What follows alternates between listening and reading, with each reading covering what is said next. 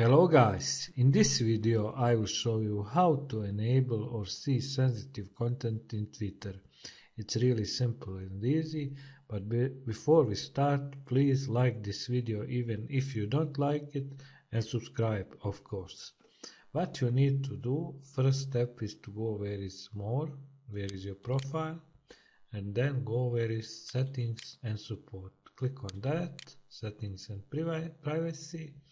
And then you here need to click on the privacy and safety, and inside here you will need to click on the content you see. Here you have these options, tick on this one, and here where is search settings, what you need to do is untick this option here. And that's that. Now you can see sensitive content